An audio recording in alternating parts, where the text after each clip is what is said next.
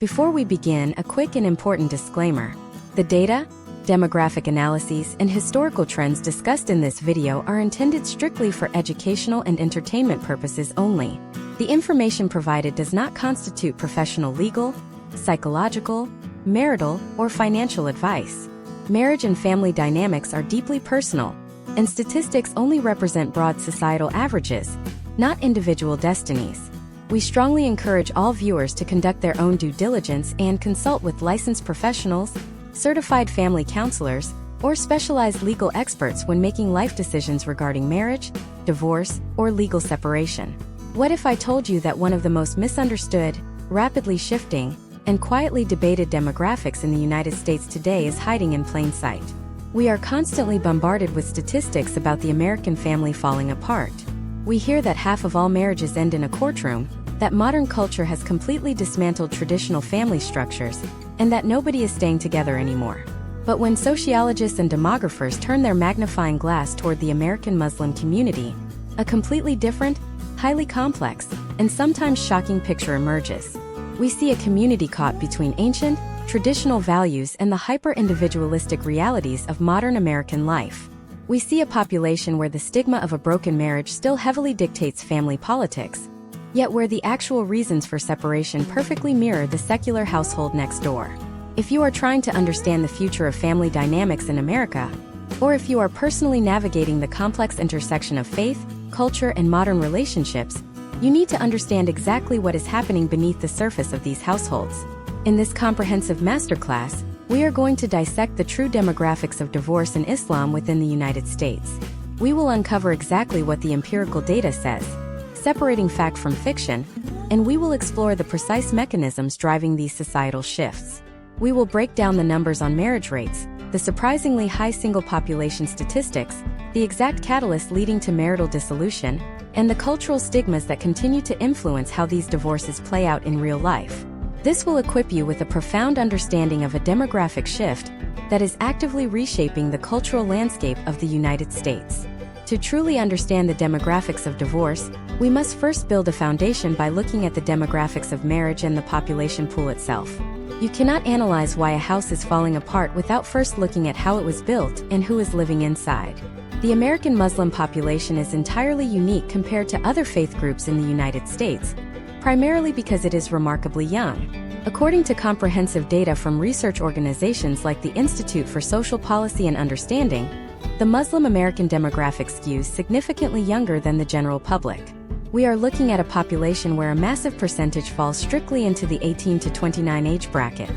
Why does this matter for a conversation about divorce? Because age intricately dictates marital status and the timeline of relationship development. Right now, roughly 35% of American Muslims are single and have never been married. When you compare that to the 22% single rate of the general American public, you immediately see a glaring discrepancy. This gap is not necessarily because the community is rejecting the institution of marriage. Rather, it is fundamentally tied to an evolving cultural expectation within these specific communities. Young American Muslims are spending far more time pursuing higher education, establishing their professional careers, and seeking rock-solid financial stability before ever stepping into a formal marital contract. In previous generations, perhaps in the home countries of immigrant parents, marriage at 18 or 20 was the standard operating procedure. Today, the children of those immigrants or young converts navigating their new faith are applying a distinctly American timeline to their traditional religious milestones. They are waiting. And because they are waiting, the pool of married individuals is forming later in life, which subsequently alters the timeline and frequency of when divorces actually occur.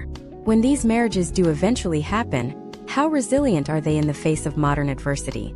There is a persistent myth, often circulated in unverified online forums and anecdotal conversations, that the Muslim divorce rate in the United States is skyrocketing to match or even exceed the national average. Some older, heavily criticized studies from decades past tried to claim that the nationwide American Muslim divorce rate was hovering around a staggering 32%. However, modern, rigorous empirical data paints a vastly different picture.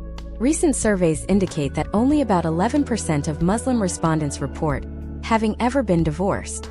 This figure is noticeably lower than the broader general public. But we have to look much closer at that number, because raw statistics without sociological context can be deeply misleading. +1. While the overall divorce rate might appear statistically low on paper, researchers are quick to point out that this number might be artificially suppressed by intense cultural phenomena. In many Muslim communities across the United States, there is an immense, sometimes suffocating social pressure to maintain the outward appearance of a successful marriage at all costs. The concept of divorce, while completely permissible and strictly regulated within Islamic jurisprudence, carries an incredibly heavy social stigma, particularly for women. Therefore, the 11% figure may not represent a lack of severe marital discord, but rather a profound reluctance to finalize a legal separation due to the overwhelming fear of community ostracization. Couples may endure years of incompatible, highly stressful, and emotionally bankrupt living arrangements simply to avoid the permanent label of being divorced. This cultural dynamic means that the official demographics of divorce only capture those who have reached an absolute, undeniable breaking point and are willing to face the severe societal backlash. To quantify this specific stigma, we can look at exactly how different religious groups view a divorced individual entering their family structure. The data reveals a stark and challenging reality. Only 67% of Muslim parents state they would accept their child marrying a divorced person. When you compare this to Jewish parents at 79% and Catholic parents at 72%, you can clearly measure the tangible bias that currently exists. It is a profound paradox. The theology of Islam has absolutely nothing against divorce in the event of unresolvable marital issues. In fact, historical Islamic societies were remarkably progressive in allowing women to initiate divorce and remarry without permanent societal exile. Yet, the modern cultural overlay, often brought over from various immigrant homelands and preserved in tight-knit American communities, remains deeply biased against divorced individuals, particularly mothers navigating single parenthood. +2. So, when the breaking point is finally reached and the cultural stigma is braved, what are the actual catalysts driving these couples to the courthouse? The data here is perhaps the most fascinating element of the entire demographic study, because it completely shatters the assumption that Muslim marriages dissolve for purely religious or culturally exotic reasons. The leading causes of divorce among American Muslims are astonishingly parallel to the exact reasons cited by the secular general public. The single most common reason for divorce, cited by roughly 30% of respondents in comprehensive surveys, is infidelity. This completely upends the stereotype that traditional faith-based marriages are somehow immune to the universal human failings of betrayal and broken trust. Following closely behind infidelity at 16% is the deeply complex issue of incompatible goals. This is where the clash between traditional cultural expectations and modern American realities truly manifests in everyday life. You frequently see scenarios where one spouse expects a traditional, patriarchal household structure, while the other spouse, often highly educated and fully integrated into the competitive American workforce, expects a completely egalitarian partnership. When these two fundamentally opposing worldviews collide under one roof, the resulting friction is often structurally unresolvable. Furthermore, we must meticulously examine the substantial impact of extended family interference. Data continuously indicates that a massive percentage of marital dissatisfaction within this demographic stems directly from issues with in-laws and parental over-involvement. In many traditional cultures that intersect with the American Muslim identity, marriage is not just a localized union between two autonomous individuals, but a vast merger of two entire families. When parents refuse to recognize healthy boundaries, or when a spouse fails to prioritize their partner over their parents' continuous demands, the marriage slowly suffocates from the outside in. Add to this the universal modern pressures of economic instability, differing approaches to aggressive financial management, and conflicting attitudes concerning intimacy, and you have a perfect storm that leads directly to legal separation. We are observing a demographic that is dealing with the exact same modern marital crises as the rest of the country, but they are forced to navigate these crises while simultaneously carrying the immense, often crushing weight of traditional cultural expectations. To understand exactly how this crushing weight operates in the real world, we have to step out of the academic data and walk directly into the living rooms of these households. We need to examine how these macro-demographic trends play out on a micro, deeply personal level in the year 2026. The modern American landscape has shifted dramatically, and the friction between historical tradition and current reality is tearing the fabric of many relationships apart. Imagine if you are a highly educated professional woman navigating the corporate ladder in a major metropolitan city like New York or Chicago. Let us look at a case study involving a hypothetical couple, Sarah and Tariq. Sarah is a second-generation American, holding a master's degree, and working a demanding schedule as a senior director in the tech industry. Tarek is also a professional, a pharmacist, raised in a household where his immigrant parents modeled a very clear, strictly defined division of labor. The father provided the capital, and the mother managed the domestic sphere. When Sarah and Tarek get married, they are entirely in love and completely oblivious to the demographic statistics working against them. They assume their shared faith is enough to bridge any cultural gaps. But the reality of 2026 hits them like a freight train. The dissolution of their marriage does not happen overnight. It is a slow, methodical erosion built on unspoken expectations and generational trauma. Step 1 of this fracture usually begins with the invisible second shift. Sarah comes home from a grueling 10-hour workday, only to find that the traditional cultural expectation dictates she is now solely responsible for cooking, cleaning, and managing the emotional labor of the household. Tarek, subconsciously repeating the patterns he witnessed in his childhood, views his financial contribution as the fulfillment of his marital duties. He expects to relax. When Sarah requests an equitable division of household chores, she is not just asking Tarek to wash the dishes. In the context of his cultural upbringing, she is challenging his deeply ingrained concept of masculinity and family structure. This is where the extended family interference, which we identified as a primary catalyst for divorce, enters the equation and accelerates the breakdown. Tarek mentions this domestic friction to his mother. Instead of receiving objective advice, his mother reacts through the lens of her own generational experience. She views Sarah as defiant or overly westernized. The mother-in-law begins a subtle campaign of criticism, comparing Sarah to women from their home country or pointing out how a traditional wife would behave. Tarek is now trapped in an unwinnable psychological crossfire between the modern reality of his dual-income marriage and the overwhelming guilt-driven demands of his family of origin. According to recent sociological case studies, this exact dynamic is the breaking point for a massive percentage of young couples in this specific demographic. The marriage does not end because of a lack of love. It ends because the structural blueprint they were handed by their parents is fundamentally incompatible with the socio-economic realities of modern America. Now, let us analyze another massive pillar of this demographic shift: the profound economic pressure of 2026. The traditional Islamic marriage framework is built on a very specific financial model. The husband is religiously and culturally obligated to be the sole provider for the family. The wife has no financial obligation to spend her own money on household expenses. Anything she earns is historically considered hers to keep. Imagine if we apply this ancient economic model to the current housing market and inflation rates in the United States. Consider a case study of another couple, Michael, an American convert to Islam, and his wife Fatima. They live in a high cost of living area like Southern California. Michael is a high school teacher making a standard salary.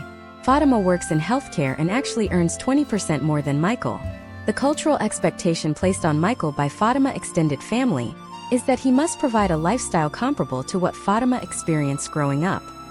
He is expected to pay the mortgage, the utilities, the car notes, and provide a substantial financial gift at the time of marriage known as the mahr. Michael is mathematically incapable of meeting these traditional financial demands on a single teacher salary in 2026. He is drowning in debt trying to uphold an image of the traditional provider. When he inevitably asks Fatima to contribute her income to the shared household expenses to keep them afloat, a massive ideological fracture occurs. Fatima feels her fundamental rights within the marriage contract are being violated. Michael feels he is being held to an impossible, outdated standard that ignores the modern necessity of a dual-income household. The resentment builds step by step. First comes the anxiety over the bills, then comes the defensive arguments about roles and responsibilities, and finally comes the profound loss of respect. Financial incompatibility is a leading cause of divorce across all demographics, but in the American Muslim community, it is weaponized by religious interpretations and cultural expectations, making it twice as lethal to the relationship. We also must examine the actual process of how these divorces are executed, because it adds an entirely separate layer of demographic complexity.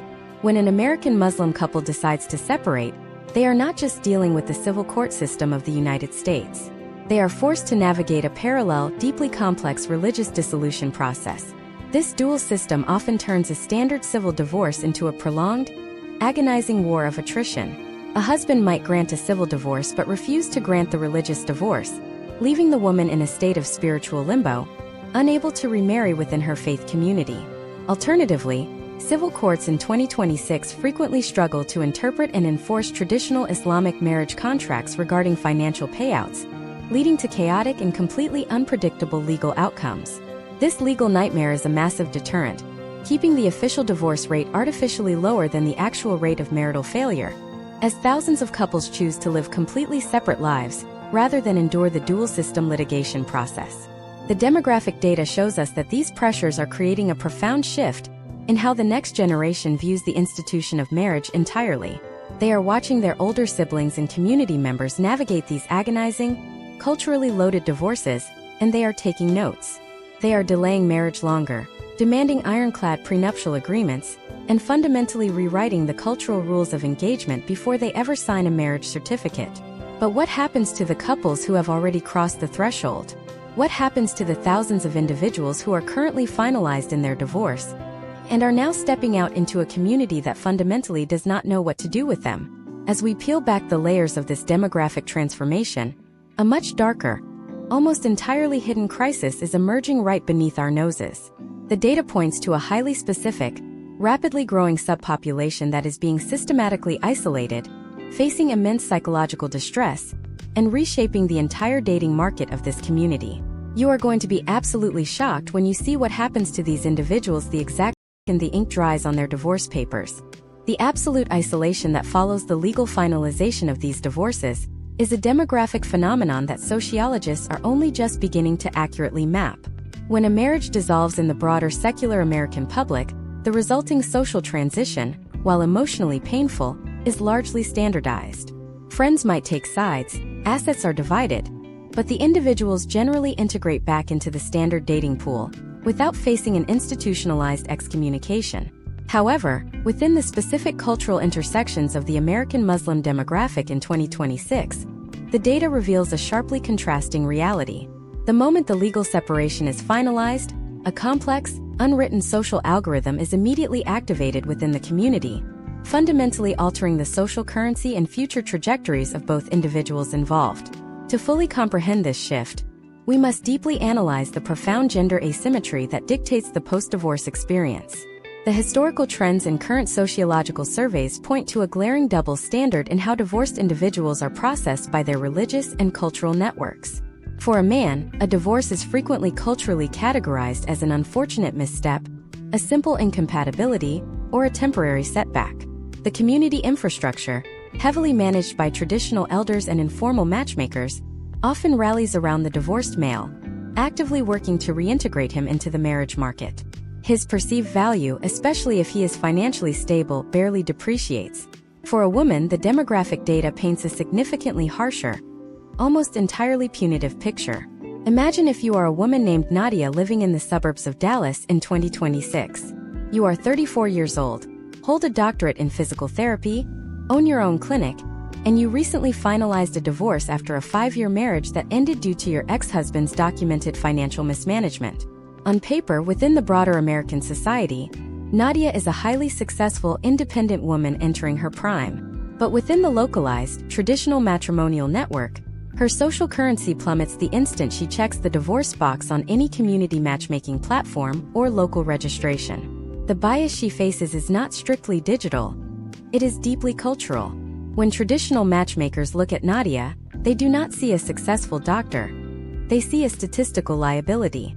Potential suitors, often guided by the heavy influence of their parents, will actively filter out divorced women based on the completely unfounded, yet pervasive cultural assumption that she must inherently be flawed, argumentative, or incapable of maintaining a household. The stigma operates as an invisible barrier. Nadia is suddenly excluded from dinner parties, subtly pushed to the periphery of community events, and made to feel like a cautionary tale for the younger, unmarried women. This immediate social exile forces thousands of highly educated, perfectly capable women completely out of the traditional community infrastructure, leading to a massive spike in localized demographic isolation. But we cannot look at this through a singular lens. We must also dissect the unique demographic crisis facing the divorced men in this equation, because while they might retain their social standing, they are frequently walking into an entirely different kind of ruin. The structure of the Islamic marriage contract includes a mechanism known as the mahr, a mandatory financial gift from the groom to the bride. Historically, a portion of this gift is often deferred, meaning it becomes immediately payable upon divorce. Imagine if you are a man named Jamal, a 40-year-old logistics manager living in Ohio. Jamal went through a standard civil divorce in 2026, which meant his assets, his retirement accounts, and the equity in his home were legally split right down the middle according to state law. However, Jamal is also legally and religiously bound to pay out a massive deferred mahr that was aggressively negotiated by his ex-wife's family 10 years ago. Because the civil courts and religious obligations run on entirely separate tracks, Jamal faces compounding financial obligations. When Jamal attempts to re-enter the community marriage market, he encounters a brutal paradox. The traditional cultural expectation is that he, as the man, must be the sole provider and offer a new bride a lavish wedding and a fully furnished, debt-free life. Yet, because of the compounding financial devastation of his previous divorce, Jamal is mathematically incapable of fulfilling the cultural requirements for a second traditional marriage. This creates a fascinating and highly disruptive demographic bottleneck. You have a massive population of divorced men who are culturally acceptable to remarry but financially paralyzed, and a massive population of divorced women who are financially independent but culturally blacklisted. This profound mismatch is rapidly accelerating the destruction of the traditional matchmaking systems that have governed these communities for decades. The infrastructure is breaking down because it fundamentally refuses to adapt to the economic and sociological reality of the 2026 demographic landscape. As a direct result, we are witnessing the explosive growth of specialized, shadow demographics. Divorced American Muslims are abandoning the local community centers entirely and retreating into highly niche, algorithm-driven digital spaces.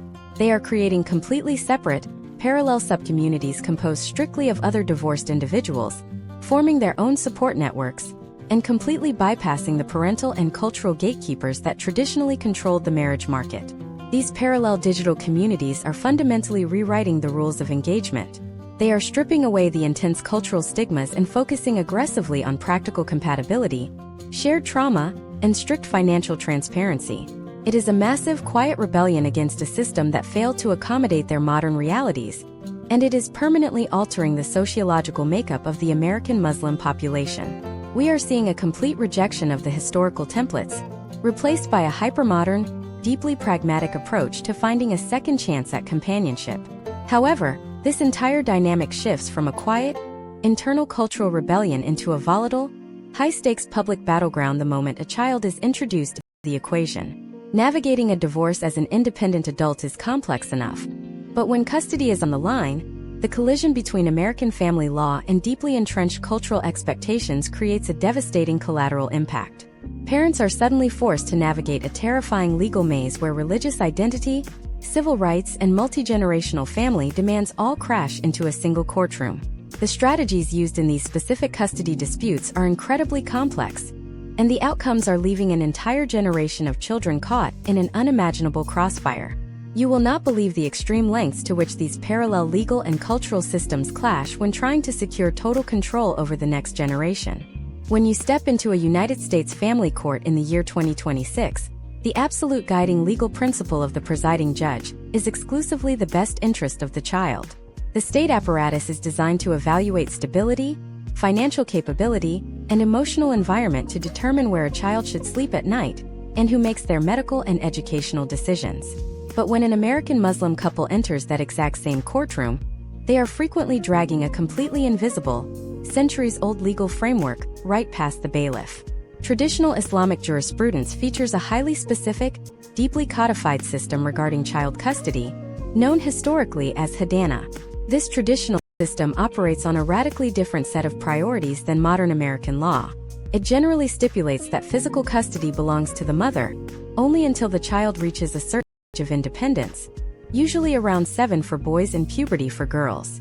After that threshold is crossed, the traditional framework often dictates that physical custody automatically transfers to the father, while the father simultaneously retains ultimate legal and financial guardianship throughout the child's entire life. You can immediately see the catastrophic collision course being set. You have an American civil legal system defaulting to 50-50 joint legal and physical custody, crashing headfirst into a traditional cultural expectation that demands a strict, age-based, specific division of parental rights. Imagine if you are a woman named Yasmin, living in suburban Virginia in 2026. Yasmin is an American-born architect, and she is finalizing a highly contentious divorce from her husband, Bilal, who is heavily influenced by his traditional, newly immigrated parents. They share an 8-year-old son. Under Virginia state law, Yasmin is fully entitled to petition for primary physical custody and joint legal custody. But the moment she files those papers, she triggers a nuclear reaction within her cultural network. Bilal's extended family immediately invokes the traditional framework, arguing that because the boy is past the age of 7, cultural and religious duty dictates he must reside exclusively with the father to learn how to be a man within their specific community context. The courtroom becomes a theater of the absurd. The civil judge is looking at standard financial statements and school district ratings, while Bilal's legal team is subtly attempting to introduce religious character assassinations disguised as concerns for the child's moral upbringing. But the pressure on Yasmin does not just happen in front of the judge. The true warfare occurs behind closed doors in the form of extreme cultural extortion. Because the civil court cannot grant a religious divorce, Bilal holds a massive, unregulated piece of leverage. We are seeing a documented, rising demographic trend where husbands will explicitly withhold the religious divorce, effectively holding the woman in spiritual captivity, unless she agrees to surrender her civil custody rights. They will present a brutal ultimatum. They will offer to sign the religious dissolution papers so she can finally move on with her life, but only if she signs a legally binding civil mediation agreement granting him primary physical custody of their son. Yasmin is forced to choose between her spiritual freedom and her biological child. This extortion reaches an even more terrifying level when we examine the demographic reality of the remarrying clause. Within some strict traditional interpretations, a divorced mother automatically forfeits all rights to physical custody the absolute second she marries another man outside of her ex-husband's immediate family. Imagine the chilling psychological effect this has on the dating demographics we discussed earlier. You have thousands of single mothers in 2026 who are absolutely terrified to re-enter the dating market, not because they are unready for love, but because they know that signing a new marriage certificate could immediately trigger a massive, heavily funded legal assault from their ex-husband attempting to seize full custody of their children based on this cultural technicality. They are forced into permanent singlehood simply to protect their maternal rights. Furthermore, we must deeply analyze the unique, high-stakes anxiety of the international flight risk, which is a massive demographic factor in these specific custody disputes. A significant portion of the American Muslim demographic consists of first- or second-generation immigrants who hold dual citizenship in countries across the Middle East, North Africa, or South Asia. Many of these countries are not signatories to the Hague Convention on the Civil Aspects of International Child Abduction. This means that if a disgruntled ex-spouse manages to board an international flight with the child and land in one of these non-signatory nations, United States family court orders become instantly worthless.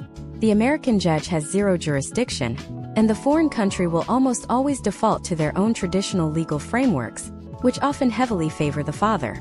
Because of this terrifying reality, custody battles in this demographic frequently involve incredibly aggressive, preemptive legal strikes just to secure the child's United States passport.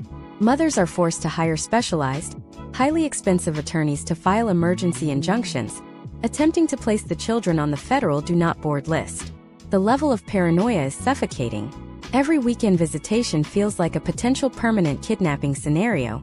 The demographic data shows that these specific custody disputes take significantly longer to resolve, cost tens of thousands of dollars more in specialized legal fees, and require the intervention of expert witnesses who must be flown in to explain the nuances of foreign family law to a completely bewildered American judge.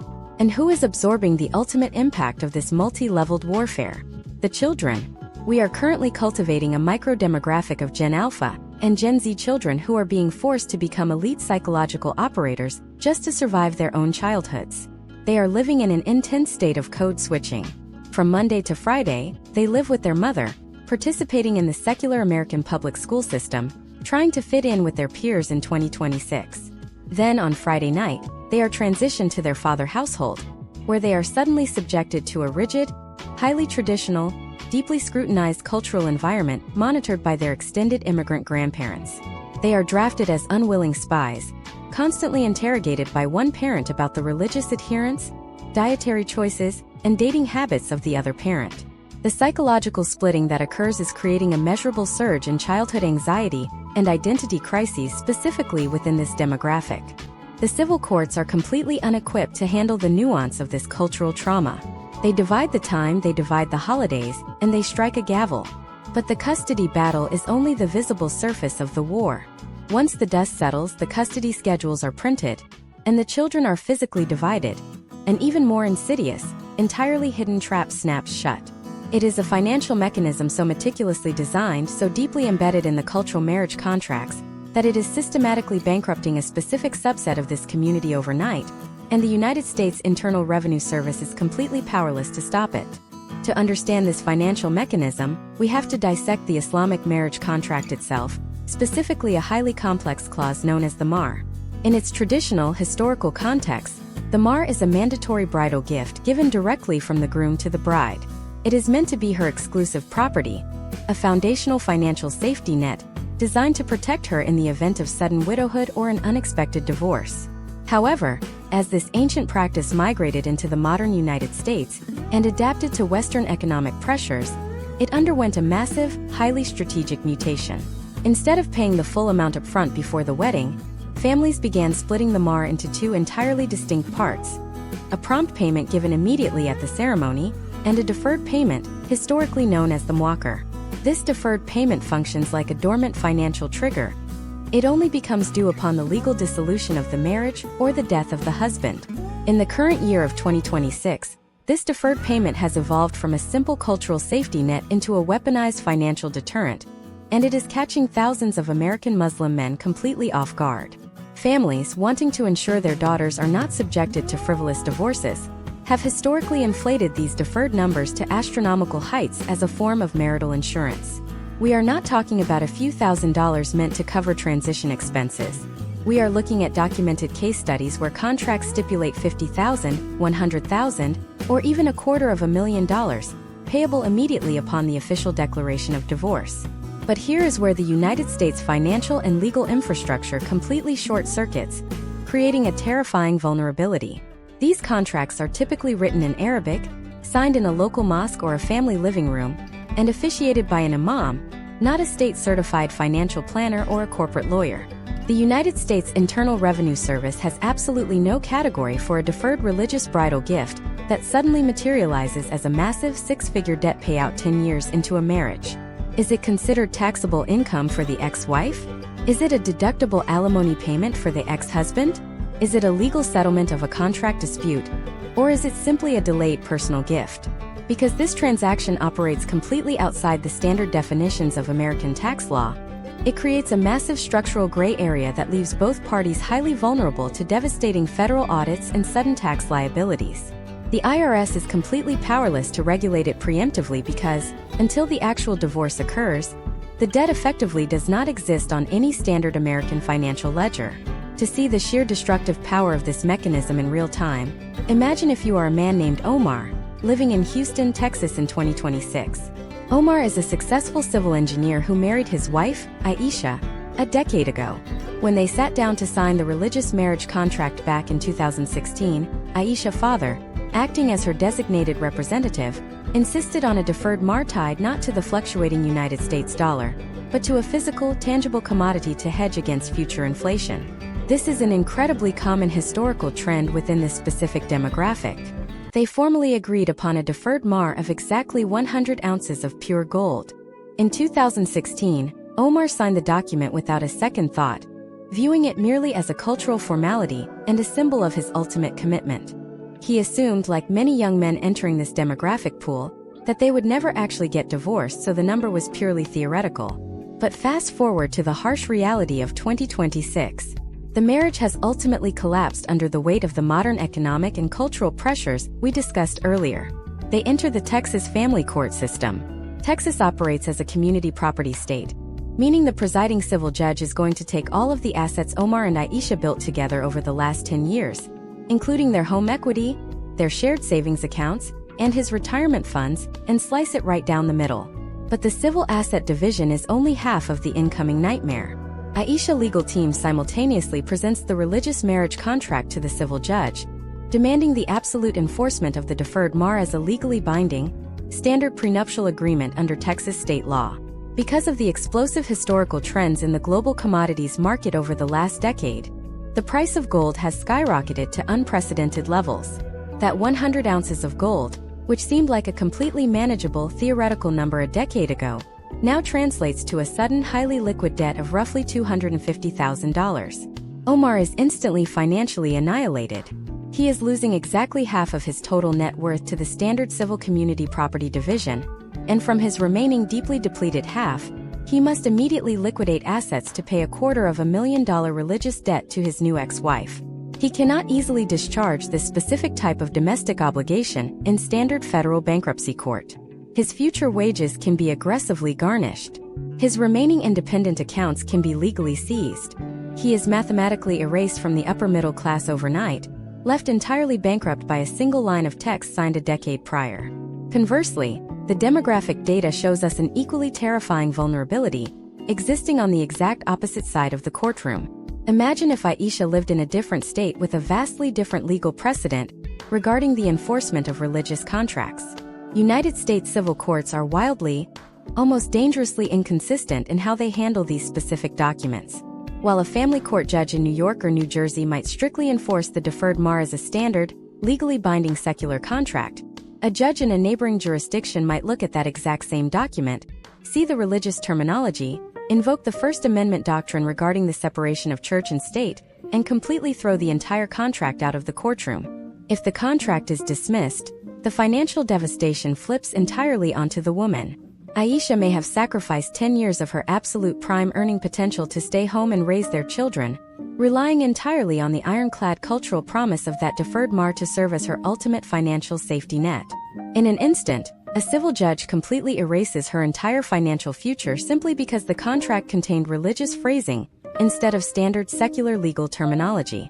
She is left with a massive, unexplainable gap in her professional resume, minimal independent retirement savings, and a piece of paper that her community explicitly told her was an absolute guarantee, but the United States government deems completely and utterly worthless. This total systemic unpredictability is sending massive psychological shockwaves through the demographic data of the unmarried Muslim population in America.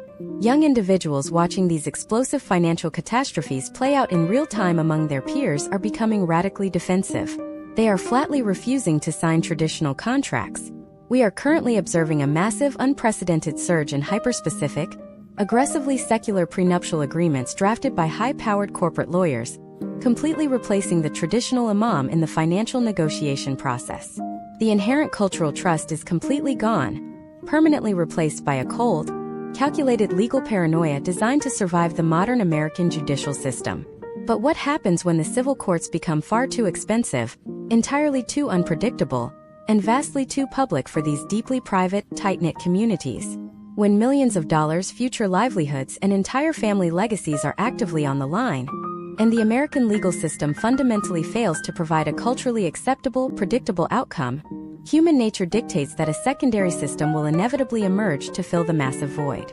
This profound lack of faith in the secular family courts has directly birthed a completely unregulated, incredibly powerful shadow industry operating right under the nose of the American judicial system in 2026. An entirely parallel network of uncertified mediators and underground religious arbitrators are now systematically deciding the financial fates of thousands of divorced couples, operating entirely behind closed doors, outside of any state or federal legal oversight. And the specific methods these shadow courts use to enforce their rulings upon the community are going to leave you absolutely speechless. The emergence of these informal private arbitration bodies represents a profound shift in how American Muslim communities navigate the vacuum left by an increasingly distant and unpredictable secular family court system. When millions of dollars, long-term custody arrangements, and fundamental personal reputations are on the line, the typical legal timeline of a civil court case, often stretching over years of motions, discovery, and appeals, is simply unsustainable for individuals whose lives are governed by urgent, culturally immediate priorities. As a direct result, there is a rapidly expanding, largely decentralized industry of private religious arbitration tribunals. These are not state-sanctioned bodies, they are private entities, often facilitated by local mosques or influential community figures, operating within the broad latitude of the Federal Arbitration Act. which generally treats arbitration agreements as enforceable private contracts. To understand the mechanics of this shadow system, we must look at how these tribunals exert their influence. Unlike a state judge, who holds the ultimate power of law enforcement, such as ordering a sheriff to seize assets or enforce a custody order, a private religious arbitrator lacks direct coercive power. Instead, they rely on a much more potent, historically entrenched mechanism: the power of social capital and communal consensus. Their authority is derived not from a badge or a gavel, but from the community respect and the threat of permanent social branding. Imagine if you are a husband named Malik in 2026. You are currently in the middle of a civil divorce, but your community council has summoned you for a parallel religious arbitration. The council is composed of 3 respected figures: a local imam, a prominent business leader, and an experienced elder. They issue a ruling that requires you to pay a substantial sum to your ex-wife, which you fundamentally disagree with. You might be tempted to ignore their decision entirely, but in this closed-loop demographic, the consequences of defiance are immediate and devastating. If you disregard the council's ruling, they do not just quietly accept your disobedience. They possess the ability to issue a community-wide advisory, effectively labeling you as someone who has violated a fundamental religious obligation. This is the key to their enforcement. Reputation is the currency of the entire community. If you are a business owner, a community leader, or a family patriarch, being publicly branded as someone who acts in bad faith against the principles of the community can lead to instant professional and social isolation. Clients may stop doing business with you. Your business network may cut ties to protect their own standing, and you may find yourself quietly excluded from the very circles where you built your life. It is an internal self-policing mechanism that operates with clinical efficiency, entirely bypassing the need for a state court mandate. The threat of total social bankruptcy is, for most individuals within this demographic, a far more powerful deterrent than the theoretical possibility of a civil court sanction. However, the lack of transparency in these tribunals creates a massive systemic risk, because these proceedings often happen entirely behind closed doors, with no public record, no legal stenographer, and no requirement for strict adherence to procedural due process as defined by American law. The potential for catastrophic abuse is astronomical. There is no appeal process to a higher objective authority. There is no guarantee of legal representation for either party. The arbitrators are not required to be trained in conflict resolution or family psychology. They are often applying traditional jurisprudential interpretations to 2026 American marital conflicts, leading to outcomes that are often completely disconnected from the actual reality of the parties involved. The demographic data shows that this reliance on informal arbitration is actually contributing to the rise of what researchers call the two-tier justice system.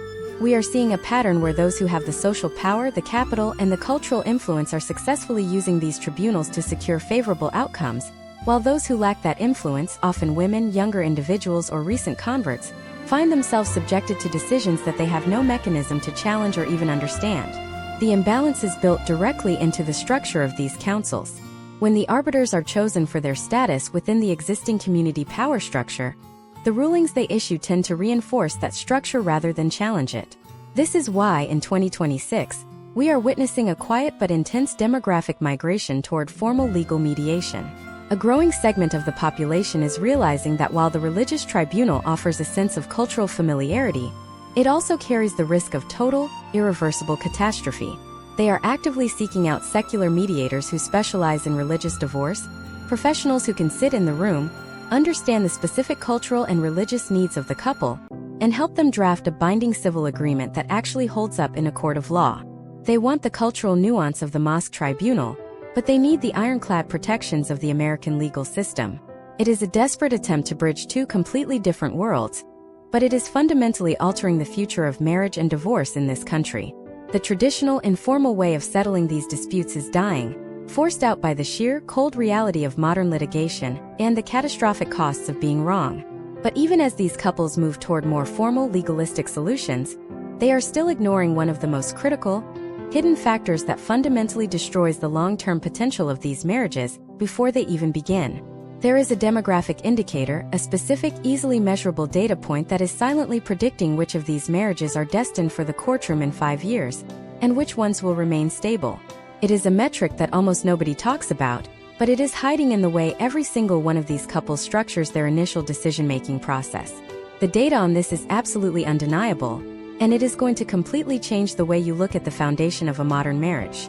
The metric that sociologists have identified as the single greatest predictor of marital failure within the American Muslim population in 2026 is the degree of early-stage alignment regarding the role of the extended family in decision-making.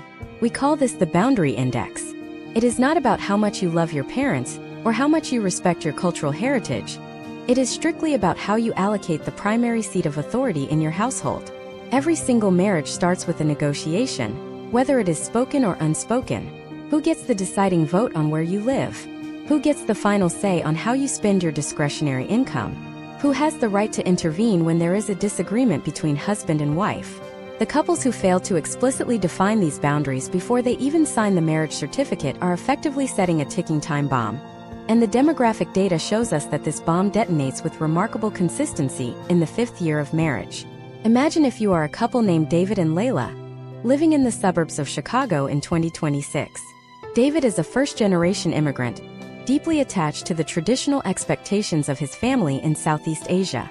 Layla is a second-generation American, fully integrated into the professional and cultural landscape of the United States.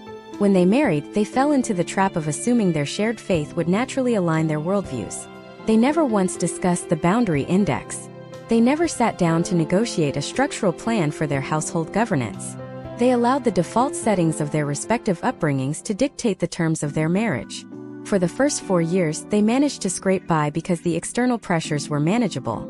They were busy building their careers and settling into their new life. But in the 5th year, a major life event occurred: the birth of their first child. Suddenly, the unspoken, unnegotiated boundaries were tested by reality. David expected his mother to move into their home for an extended period to help with the baby, as is standard in his culture. Layla, however, needed her own space to recover from the birth and establish her own maternal routines, a requirement that is standard in her American upbringing. Because they never established a clear, mutually agreed-upon boundary, this situation did not become a simple conversation. It exploded into a massive, multi-generational conflict. David felt he was being forced to choose between his wife and his mother, a choice that caused him profound emotional trauma. Layla felt her marital autonomy was being actively dismantled by her mother-in-law. This is where the failure to use a decision-making framework destroys the relationship.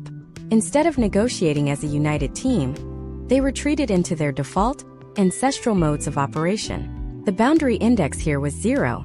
They had no mechanism to navigate this crisis because they had never acknowledged that a crisis could occur.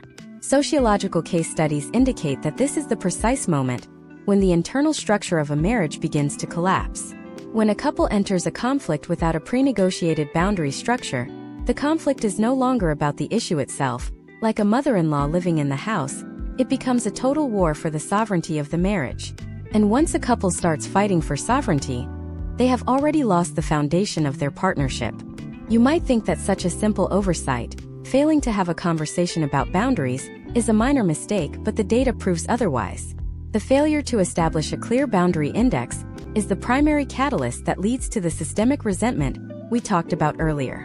It creates a vacuum, and into that vacuum rushes the extended family, the cultural pressure, and the old-world expectations that do not belong in a modern American household. We see this in the divorce statistics of 2026. Couples who explicitly navigate the boundary index, who have clear, documented discussions about household sovereignty before the wedding, have a statistically significant increase in marital longevity. They are not better people, they are just better prepared. They have created a structural immunity to the most common causes of marital dissolution. The problem, however, is that our current cultural and religious infrastructure for marriage preparation is completely ignoring this data. The standard, traditional premarital counseling sessions that most couples undergo in this demographic focus almost exclusively on religious knowledge, ritual practice, and the ethical responsibilities of husband and wife. While these are foundational to the faith, they are not a substitute for structural marital engineering. They do not teach couples how to manage a mortgage, how to handle the inevitable interference of in-laws, or how to navigate the complex legal and financial realities of the United States. This is why we see a massive disconnect between the religious success of the marriages and the marital success of the couples. They can pass a test on the theology of marriage with flying colors, but they fail the practical application of living a life together in a highly competitive, individualistic American society. We are witnessing an entire generation that is realizing this, and they are starting to seek out entirely different forms of preparation. They are turning to professional life coaches, secular marriage counselors, and data-driven relationship workshops that focus on communication, conflict resolution, and the practicalities of modern household management. They are essentially building their own, parallel infrastructure for success, completely independent of the traditional centers of authority. But even with the best boundary negotiations and the most modern preparation, there is one final, almost invisible factor that is constantly undermining these efforts from the outside. It is a psychological trap that is fueled by the digital age, a phenomenon that has accelerated the timeline of marital breakdown by a staggering margin over the last decade. It is a specific type of digital behavior, a way of interacting with the world that creates a massive, unintended consequence for the stability of every single household in this demographic. You are going to be shocked when you realize that one of the most common habits you likely engage in every single day is actually one of the most dangerous threats to the long-term health of your marriage. We are going to expose the mechanics of this digital trap, and you will see exactly how it is silently sabotaging even the most well-intentioned couples. The digital trap that is systematically dismantling marriages in 2026 is what sociologists refer to as comparative digital isolation. In an era where every moment of every life is curated, filtered, and broadcast, the average American Muslim couple is constantly consuming a highlight reel of thousands of other relationships. This is not just a general problem of social media. It is a highly specific demographic contagion. Within the closed social loops of the American Muslim community, these curated images, the perfect wedding, the impeccably behaved children, the harmonious extended family gatherings, are used as a benchmark for reality. When a couple faces the inevitable, messy, and difficult reality of their own household, they do not compare it to the difficult realities of their neighbors. They compare it to the impossible perfection they witness on their smartphone screens every single day. Imagine if you are a husband named Ibrahim, living in Atlanta in 2026. You and your wife Miriam have had a long, exhausting week. There were arguments over the budget, disagreements about how to handle a situation with your young son, and a general sense of fatigue. You open your social media feed to decompress, and the first thing you see is a post from a friend who just returned from an expensive, perfectly staged anniversary trip. The photos show them looking radiant, smiling, and completely in love. You do not see the 3 arguments they had at the airport, the financial stress of the credit card bill they are currently racking up, or the underlying disconnect they have been struggling with for months. You only see the result. Your brain, wired by years of social media consumption, ignores the context and accepts the image as objective reality. You immediately turn toward Miriam, who is sitting next to you on the couch, and a flash of intense, irrational resentment surges through you. You compare her current, exhausted state to the filtered, curated image of your friend, and you feel that you are lacking. You feel that your marriage is a failure because it does not look like the performance you just witnessed. This is comparative digital isolation. It creates an internal, unspoken distance. You stop sharing your struggles with your spouse because you are ashamed that your reality does not match the digital performance, and she stops sharing hers for the exact same reason. The connection begins to fray, not because of a lack of love, but because of a lack of perceived adequacy. This phenomenon is destroying the traditional community support networks that used to provide a necessary dose of reality. In previous generations, if you were having trouble in your marriage, you would speak to an elder, a friend, or a family member, and they would tell you their own stories of struggle. They would provide you with the necessary context. They would show you that marriage is work, that it is difficult, and that you are not alone in your challenges. Today, that mentorship is being replaced by the silent, judgmental observation of thousands of virtual peers. We have replaced the wisdom of the community with the performance of the internet, and the demographic data shows us that this has led to a measurable increase in marital dissatisfaction. The danger is amplified by the fact that this demographic is often hyperconnected. They are not just using global platforms. They are using localized, community-specific digital groups where the pressure to perform is even higher. When you are posting for an audience of people who know your parents, your siblings, and your wider social network, the stakes for your digital performance become exponentially higher. You are not just presenting your marriage to the world. You are presenting it to the very people who hold social authority over your life. This is why we see a trend where couples in severe, active marital distress will go to incredible lengths to project an image of absolute harmony. They are terrified that if the community suspects their marriage is failing, the social consequences we discussed in previous parts will become a reality. This performative stability is a massive, hidden burden that drains the remaining energy the couple could be using to actually work on their problems. But there is an even darker, more destructive side to this digital trap: the access it provides to alternative, unhealthy pathways. When a marriage hits a rough patch, and the couple is isolated by their own performative perfection, the digital world offers a tempting, easy escape. It is incredibly easy to find validation, attention, or even emotional intimacy with someone else, thousands of miles away, who does not know your spouse, your family, or your community. The demographic data on digital infidelity is perhaps the most shocking aspect of the modern divorce surge. We are seeing a complete breakdown of traditional barriers to temptation. In the past, if you wanted to betray your spouse, you had to move through your physical community, which carried a massive risk of discovery. Today, you can engage in an emotional affair for months, or even years, while sitting in the same room as your spouse, and they would never know the difference because you are both distracted by your own, separate digital worlds. This is the silent killer of the modern marriage. It is not always a dramatic, visible event. It is often a series of small, incremental withdrawals of emotional energy, redirected away from the spouse and toward the digital void. We see it in the data. Couples who spend more time on their devices than they do in direct, face-to-face conversation have a significantly higher probability of marital breakdown. They are not intentionally trying to destroy their relationship.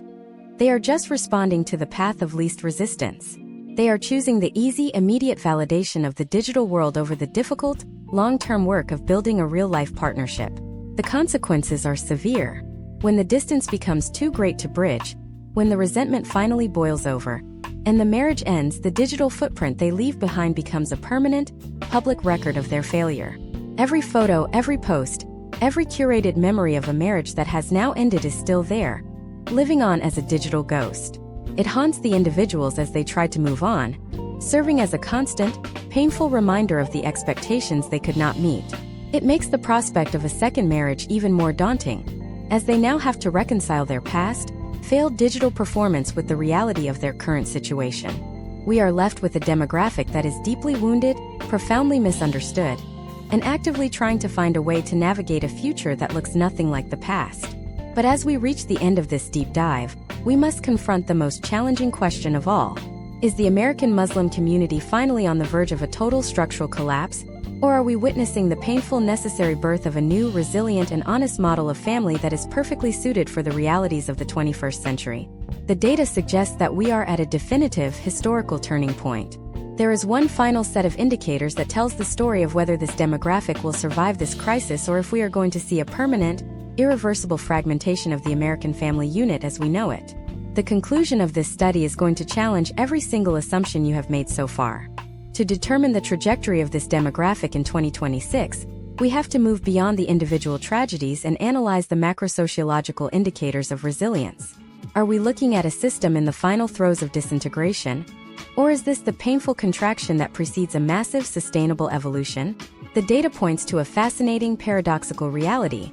While the traditional structures, the community matchmakers, the informal arbitration tribunals, the parental gatekeepers, are indeed failing, the underlying cohesion of the American Muslim population is not collapsing. Instead, it is undergoing a radical structural reorganization. We are observing the rapid formation of a new, highly pragmatic, and data-literate generation. They are not abandoning their faith, and they are not abandoning the institution of marriage. Rather, they are abandoning the cultural baggage that has rendered those institutions ineffective in the modern American context.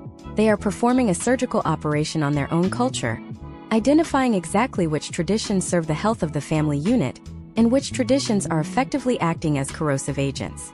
Consider the current trend toward evidence-based marriage preparation. In cities across the United States, we are seeing the rise of independent, often secular-led, workshops that combine religious ethics with rigorous training in conflict resolution, financial management, and boundary negotiation. These are not being sanctioned by the old guard.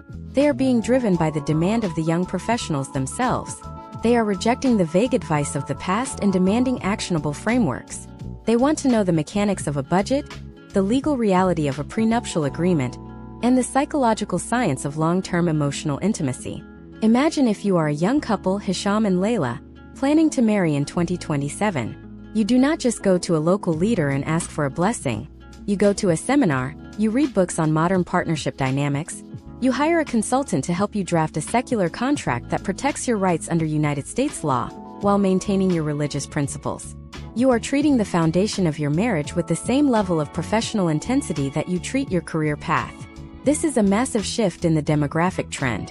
It represents a move away from the assumption that love and faith are enough, toward the realization that a stable, successful marriage in 2026 requires intense, deliberate engineering. This new generation is also demonstrating a much healthier, more honest approach to the stigma of divorce. They are actively de-weaponizing the label. We are seeing the rise of support groups, both digital and physical, where divorced individuals, both men and women, are sharing their stories, not as cautionary tales, but as legitimate, valid human experiences. They are creating a space where the trauma of a broken marriage is processed with empathy rather than judgment. By removing the crushing weight of the social stigma, they are enabling individuals to heal faster, learn from their mistakes, and eventually re-enter the marriage market with a much higher degree of self-awareness and practical experience. This is a crucial indicator of long-term demographic health. A society that can talk openly about its failures is a society that is capable of learning from them and becoming stronger. We are also seeing a change in the demographic of the traditional authorities themselves. The younger generation of imams, community leaders, and mentors are often individuals who have navigated the same American landscape as their congregants. They are more likely to have university degrees, to have worked in professional settings, and to have personally experienced the challenges of balancing faith and modernity. They are far more adept at bridging the gap between ancient theological concepts and the current, hyper-competitive American reality. They are providing a more nuanced, realistic, and relevant guidance that actually speaks to the problems the couples are facing today, rather than repeating the platitudes of the past. However, the risk of fragmentation remains real. We are seeing a distinct widening of the gap between the deeply traditional, insular enclaves and the modern integrated professional class. The traditional enclaves are becoming more defensive, doubling down on the very cultural practices that are driving the divorce rates in the first place, while the integrated class is moving faster toward a complete overhaul of their community norms. This internal friction could, if left unchecked, lead to a permanent, irreversible schism within the American Muslim demographic. The determining factor for the future will be the ability of these two groups to maintain a functional, respectful dialogue. Can the traditionalists learn to value the pragmatic, evidence-based approaches of the younger generation? And can the modernists continue to honor the core values of their faith, while discarding the dysfunctional cultural overlays? The historical trends suggest that cultures do not change overnight. They change through the slow, agonizing process of internal debate, trial and error, and the inevitable passage of time. What we are witnessing is the difficult work of a community trying to find its authentic voice in a new, unfamiliar land. They are not trying to be secular, and they are not trying to be a replica of their parents' countries of origin. They are trying to forge something entirely new. An American Muslim identity that is intellectually rigorous, culturally relevant, and structurally resilient. This brings us to the final, most critical realization of our entire masterclass. We have looked at the data, the case studies, the legal nightmares, and the social stigmas. We have analyzed the catalysts of failure and the metrics of success. But there is one final overarching truth that binds all these threads together. A truth that defines the current crisis and points toward the final potential resolution. The divorce rate is not the problem. The divorce rate is the symptom. The true challenge, and the one that will determine the legacy of this generation, lies in something much deeper than marital status. You have been waiting for the synthesis of all these factors, and the final piece of the puzzle is going to redefine everything you thought you knew about the future of the family unit. Stay with me for the final part, because we are about to pull back the curtain on the fundamental shift that is transforming the American Muslim family experience forever. The fundamental shift transforming the American Muslim family experience in 2026 is the transition from a culture of compliance to a culture of intentionality. For decades, the marital landscape was governed by the inertia of tradition. People married because it was the expected next step, because their families facilitated the connection, and because there was a rigid predefined script for how a husband and wife should behave. Divorce was framed as a failure to follow the script. The crisis we have analyzed throughout this masterclass, the financial bankruptcies, the custody wars, the social ostracization, is fundamentally the sound of that old script finally running out of ink. When we look at the total data, the rising divorce rates, and the shifting age demographics, we are not seeing the collapse of a community. We are seeing the death of the performative marriage. The individuals who are driving the future of this demographic are explicitly rejecting the idea that a marriage is a contract to be fulfilled for the sake of social optics. They are adopting an entirely new framework where the marriage is treated as a high-stakes, collaborative project that requires active, daily maintenance. They are moving toward what psychologists call conscious partnership, a model where every decision, from financial management to boundary setting, is an active choice rather than a passive inheritance. This move toward intentionality is the ultimate countermeasure to every demographic threat we have documented. Consider the financial catastrophes we explored.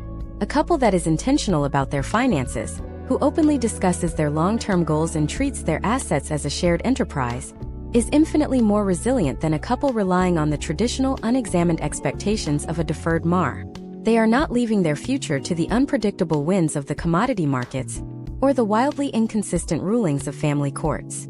They are engineering their own protection through transparency and rigorous legal planning. They are taking control of the narrative, moving it from the hands of the extended family and the community elders into their own hands. This shift is also fundamentally changing how the community handles failure. As we move away from the performative model, the stigma surrounding divorce is logically losing its leverage. When you accept that a marriage is a complex, difficult project, you also accept the reality that some projects simply do not succeed. The focus is shifting from the moral judgment of the individuals involved to an analysis of the structural failures that led to the breakdown. This is a profound, healthy evolution. It allows for the collective learning we discussed in the previous part.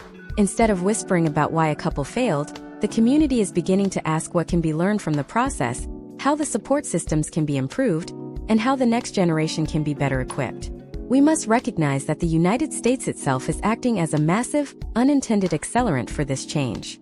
The sheer competitive pressure of the American landscape, the need for high performance in the workforce, the volatility of the housing market, the constant push toward individual self-actualization, makes the old, traditionalist model of family governance practically impossible to maintain. You cannot survive in the 2026 American economy while simultaneously trying to replicate a social structure from a completely different time and place. The economic reality is forcing a reckoning. It is stripping away the non-essential cultural layers and leaving behind the core, functional necessity of the family unit. This process of distillation is what will ultimately define the resilience of this demographic. The families that survive this era will be the ones that have successfully navigated this synthesis. They will be the ones that have integrated the deep, foundational values of their faith with the pragmatic, evidence-based tools of modern American life. They will be the ones who understand that the survival of the family does not depend on the rigidity of their traditions, but on the strength and the honesty of their interpersonal connections. The future of the American Muslim family is not going to be found in a return to the past, nor will it be found in a complete abandonment of their religious identity. It will be found in the courage to be honest about the challenges of the present. It will be found in the couples who sit down and have the difficult conversations about boundaries before they marry, who treat their finances with professional integrity, and who recognize that their partner is a teammate, not a representative of a family legacy. These are the individuals who are creating the new standard, and their impact will be felt for generations. The divorce demographics we have studied are not a final verdict on the state of the American Muslim community. They are a mirror. They reflect the immense, unprecedented difficulty of being a human being in 2026. Every other faith group and every other cultural demographic in the United States is currently struggling with the exact same fundamental questions. How do we build a family in a society that prioritizes the individual? How do we maintain a sacred tradition in a secular, hyper-connected world? The Muslim American community is simply facing these questions with a unique, historically specific set of pressures, and they are navigating them with a speed and an intensity that is forcing the rest of the country to pay attention. As we conclude this deep dive, take a moment to look at the big picture. We are witnessing the birth of a new, authentic American identity. It is an identity that is tested by conflict, refined by struggle, and ultimately strengthened by the realization that its greatest asset is not its adherence to the past, but its capacity for growth. The journey is not over. The demographic landscape will continue to shift, new challenges will inevitably emerge, and the next generation will undoubtedly face their own, entirely new set of obstacles. But the path they are carving today, one of intentionality, honesty, and pragmatic resilience, is a roadmap for anyone trying to build a lasting, meaningful connection in the modern world. The masterclass has ended, but the real work of building the future begins right now. in the daily intentional choices of every couple, every family, and every individual, as they decide what kind of legacy they want to leave behind.